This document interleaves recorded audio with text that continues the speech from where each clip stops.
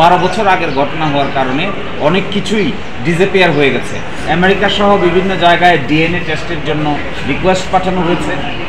এই শুনানির পর্যায়ে রাষ্ট্রপক্ষ কী পরিমাণ তদন্ত করা হয়েছে, কি প্রগ্রেস আছে, এই মর্মে একটি আংশিক রিপোর্ট আমাদেরকে দেখিয়েছেন। যে তদন্ত চলছিল টাস্কফোর্স কর্তৃক, এটির প্রতিবেদন দেওয়ার কথা ছিল 6 এপ্রিল 2025-এ, কিন্তু 6 এপ্রিল 2025-এ আদালত বন্ধ থাকায় আজকে এই মামলাটি শুনানির জন্য এসেছে। এই শুনানির পর্যায়ে রাষ্ট্রপক্ষ কী পরিমাণ তদন্ত করা হয়েছে, কি প্রগ্রেস আছে, এই মর্মে একটি আংশিক রিপোর্ট আমাদেরকে দেখিয়েছেন। কিন্তু যেহেতু আইনি বাধ্যবাধকতা আছে, তদন্ত চলমান, সেই জন্য সেই রিপোর্টের কপিটি আপাতত আমরা আইনিভাবে পাইনি। আদালতেও জমা না দিয়ে আদালতের সামনে উপস্থাপন করেছে।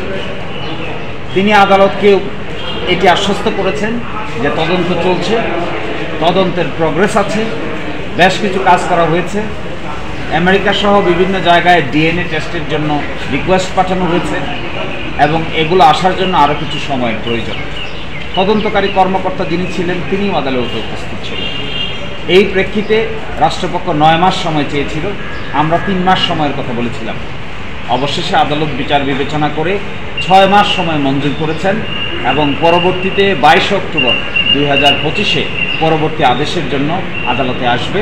আমরা আশা করব এই সময়ের মধ্যে কিংবা তার আগেই যদি তদন্ত কমপ্লিট হয়ে যায়, তাহলে তদন্তকারী কর্মকর্তাগণ আদালতে তার তদন্ত রিপোর্ট দায়ের করবেন।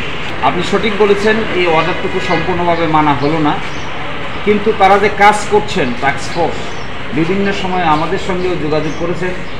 আরও সংশ্লিষ্ট ব্যক্তিবর্গ যারা জেলে এবং জেলের বাইরে আছেন তাদের সঙ্গেও কথা বলেছেন, তাদেরকে এক্সামিন করেছেন, করে তারা মনে করছেন এটি রহস্য উন্মোচনের জন্য আরও কিছু সময়ের প্রয়োজন। রাষ্ট্রপক্ষ থেকে যেটা বলা হয়েছে যে উই আর ভেরি সিনসিয়ার, আমরা হার্ডলি ওয়ার্ক করছি, আমরা বসে নাই, ডে অ্যান্ড নাইট কাজ করছি। 12 বছর আগের ঘটনা হওয়ার কারণে অনেক কিছুই ডিসঅ্যাপিয়ার হয়ে গেছে, অনেক কিছুই সিনে নাই, সার্কামস্ট্যান্সেস সব কিছু বিশ্লেষণ করে পাওয়া যায় না, এই জন্য অধিকতর সময়ের প্রয়োজন। তারা ডিএনএ টেস্ট যেটা পাঠিয়েছেন বলছেন সেটি ফেরত আসতেও আরও কিছু সময়ের প্রয়োজন। ফলশ্রুতিতে রাষ্ট্রের এই যে দীর্ঘতে আমি বলবো না, আমি মনে করি তারা সিনসিয়ার, তারা ওয়ার্ক করছে, রহস্য উন্মোচন এখনো করতে পারে নাই। রাষ্ট্রপক্ষ একটু বলার চেষ্টা করেছেন যে অনেক কিছুই ডিসঅ্যাপিয়ার হয়ে গেছে, অনেক কিছুই অনেক দিনের আগের নথি, অনেক কিছুই খুঁজে পাওয়া যায়নি, সিডি ডিভিডি কোন জায়গার কি হয়েছে, মিসপ্লেস হয়ে গেছে, যথেষ্ট জায়গায় নাই, এই সমস্ত কথা তিনি বলেছেন।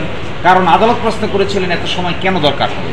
9 মাস যেহেতু তারা সময় চেয়েছেন, সেই জন্য তার জাস্টিফিকেশন করতে গিয়ে কিছু কথা বলেছেন যে এভিডেন্সগুলো অনেক কিছু ডিসঅ্যাপিয়ার হয়ে গেছে।